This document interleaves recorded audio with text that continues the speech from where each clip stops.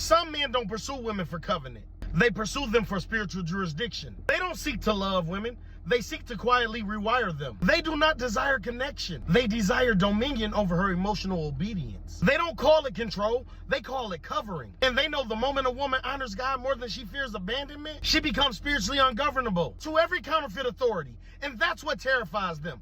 I'm Jacob Riante. I'm Big Bro. And it don't matter if the men don't get it. Ladies, this message is for you. They will study her wounds before they study her wisdom. They learn her prayer life before they learn her boundaries. They mirror her language before they mirror her character. They speak kingdom tone while running witchcraft logic. They weaponize peace to disarm her discernment. They weaponize scripture to override her instinct. They weaponize submission while refusing to submit to God themselves. These are not lovers, they're spiritual colonizers. They deliberately choose women with a calling, but open soul gates. Women with deep intercession, but unresolved abandonment. Women who crave spiritual safety, but have never experienced it without control attached to it. They don't need her permission, they just need her admiration. Once honor is offered prematurely, access is granted spiritually. And that's the doorway through which manipulation enters undetected. They don't fear independent women.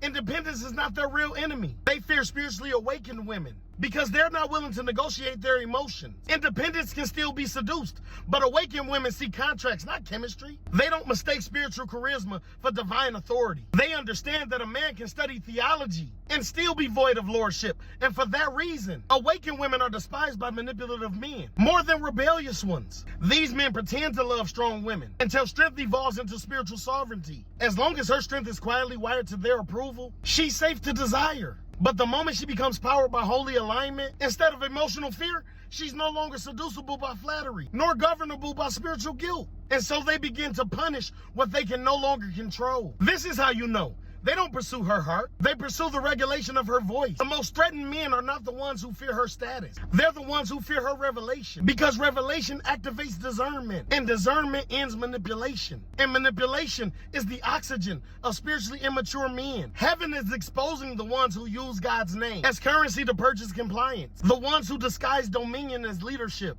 The ones who speak prophetically while secretly studying her weakness. The ones who pray with their mouths but negotiate with demonic logic behind their intentions. Their era of safe influence is closing because women are already awakening. They're not falling for this spiritual theater. They are no longer impressed by articulation. They're looking for the altar. They're no longer drawn by covering. They are testing covenant. And in this age, the counterfeit cannot survive examination. Heaven is not just protecting daughters. Heaven is publicly indicting predators. And remember, ladies, accept nothing less than queen treatment.